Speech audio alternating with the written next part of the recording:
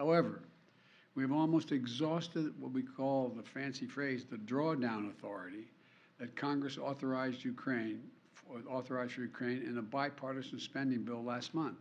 Basically, we're out of money.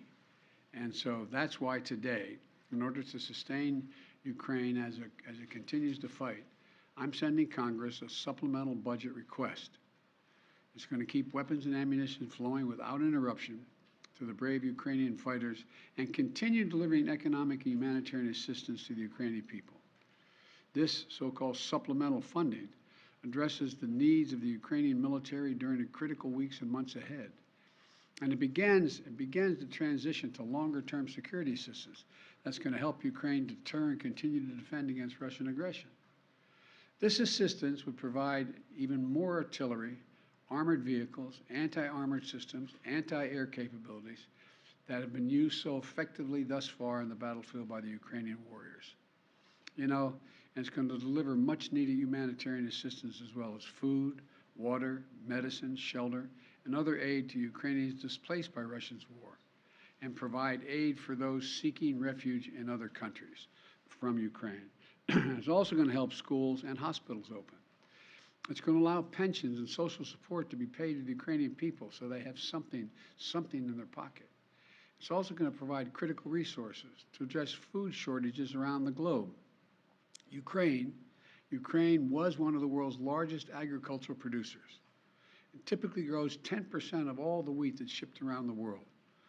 Putin has asserted sanctions are blocking food from Ukraine and Russia getting on the market, the sanctions we've imposed on Russia.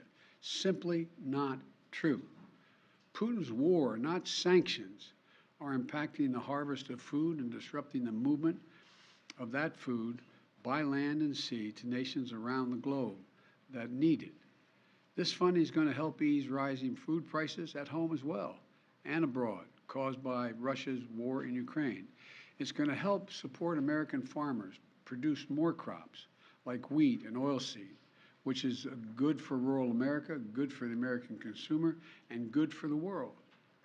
And this supplemental request will use the Defense Production Act to expand domestic production and the reserve of critical materials like nickel and lithium that have been disrupted by Putin's war in Ukraine and that are necessary to make everything from defense systems to automobiles.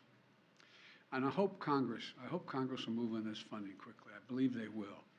I want to thank Congress, Democrats and Republicans, for their support of the people of Ukraine. And next week, I will be in Alabama to visit Lockheed Martin plant that manufactures the Javelin anti-tank missile we've been sending to Ukraine, and to thank the American workers, thank them for producing the weapons that help stop Russia's advances in Ukrainian cities like Kyiv. Their hard work has played a critical role in ensuring Putin's strategic failure in Ukraine, and they should know that we know it. In addition to this supplemental funding, I'm also sending to Congress a comprehensive package that will enhance our underlying effort to accommodate the Russian oligarchs and make sure we take their ill-begotten gains. We're going to accommodate them. We're going to seize their yachts, their luxury homes, and other ill-begotten gains